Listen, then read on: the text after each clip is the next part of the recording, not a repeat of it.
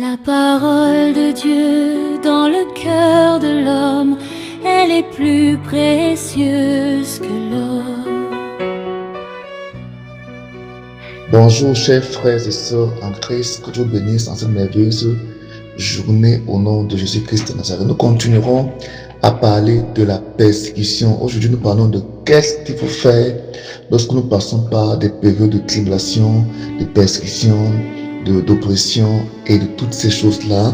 La parole de Dieu nous enseigne clairement que lorsque nous serons persécutés, la persécution est un signe même de notre appartenance à Dieu. Il dit, heureux serez-vous lorsque vous serez persécutés à cause de mon nom. C'est le Seigneur Jésus-Christ lui-même qui le dit. Et Paul tranchait en disant que tous ceux qui veulent vivre pieusement en Jésus-Christ, qui veulent marcher pieusement en Jésus-Christ, qui veulent mener une vie pieuse en Jésus-Christ seront persécutés. Donc la persécution est, n'est-ce pas, l'apanage des chrétiens. Dans Matthieu 10, verset 32, il dit là-bas clairement que le monde, vous serez haïs de tous. Ça qui est écrit, vous serez haïs de tous à cause de moi. C'est le Seigneur lui-même qui dit cela. Vous serez haïs de tous à cause de moi. Il le dit. Donc nous devons nous apprêter, n'est-ce pas? Nous devons être prêts à la pensée de souffrir pour lui. Amen. Donc, ce n'est pas Matthieu 10, verset 32, c'est plutôt Matthieu 10, verset 22. Il dit, vous serez haïs de tous à cause de moi, à cause de mon nom, mais celui qui persévérera jusqu'à la fin sera sauvé. Donc, que la persécution, elle vient premièrement pour nous dessoucher, pour nous retirer, pour nous enlever, pour nous séparer de Christ. La persécution vient pour nous amener à nous refroidir, pour nous amener à abandonner notre assurance, notre foi. La persécution vient aussi pour éprouver la solidité de notre foi. Quel est notre comportement?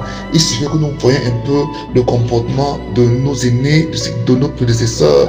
Daniel, quand il était persécuté, qu'est-ce qu'il a fait? Les disciples de Jésus, quand il fut persécuté, que fit-il? Premièrement, on voit comment Daniel, quand il est persécuté par ses collègues, ils ont sorti un édit impérial interdisant toute prière à n'importe quel dieu. C'était pour piéger Daniel afin de l'accuser. La Bible dit que Daniel pria plus. Il priait 3 fois par jour et les fenêtres ouvertes. Daniel pria davantage. C'est l'une des raisons pour lesquelles, lorsque même on le jeta dans la fosse au lion, à cause du fait qu'il avait désobéi à un édit royal qui ordonnait, empêchait toute prière pendant 30 jours dans son royaume, on le balança dans la fosse aux lions. La Bible nous fait comprendre que les lions ne firent aucun mal à Daniel. Premièrement, donc, il faut donc demeurer dans la foi, demeurer dans la course de la foi. C'est quoi ici dit, celui qui persévérera, ça veut dire que qui continuera à accomplir les œuvres de foi, des actes de foi, ça dit la prière, la méditation de la parole de Dieu, l'évangélisation, la communion fraternelle. Il continue à assister aux enseignements. La Bible nous dit que les frères persévéraient dans l'enseignement des apôtres, dans la persévérance même à l'église, dans le suivi des enseignements. N'est-ce pas, nous devons continuer, n'est-ce pas, ce travail-là. Nous devons davantage augmenter même nos heures de prière, nos heures de lecture de la parole de Dieu, notre engagement, parce que justement la persécution est une voie opposée, est une voie contraire qui nous empêche d'avancer. On a vu dans le livre de Actes chapitre 16 comment les apôtres, n'est-ce pas, furent persécutés. On les arrêta, on les fouetta, on les jeta dans des géoles. Mais là-bas dans les géoles, ils louaient Dieu à grand cri, pas à petit cri. Ils louaient Dieu à tue-tête. La Bible dit qu'ils louaient Dieu au point où tous les prisonniers de la prison les entendirent. Et ils passaient toute la nuit dans la louange, ils passaient toute la nuit dans l'adoration, au point où la Bible nous fait comprendre que les autres prisonniers les entendirent louer le Seigneur, au point où, et ils louaient Dieu pourquoi? Ils ne louaient pas Dieu parce qu'ils voulaient voir les prisons tomber, les chaînes tomber.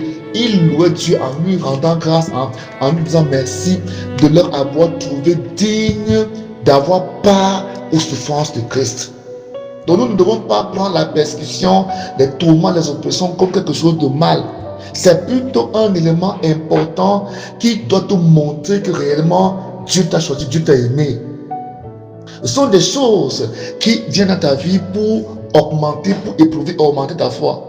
C'est écrit dans Acte 16, la Bible, verset 24.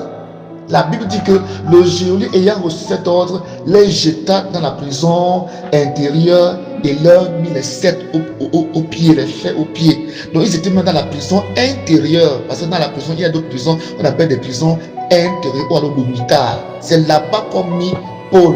C'est là-bas qu'on mit Paul et Silas. Et verset 25, la Bible dit que Paul et Silas priaient et chantaient des louanges de Dieu et les prisonniers les entendaient. Alors ce matin, soyez consolés, soyez armés de la pensée de souffrance, soyez armés de la pensée de ne pas être compris. Que le Seigneur vous bénisse au nom de Jésus-Christ de Nazareth. Amen.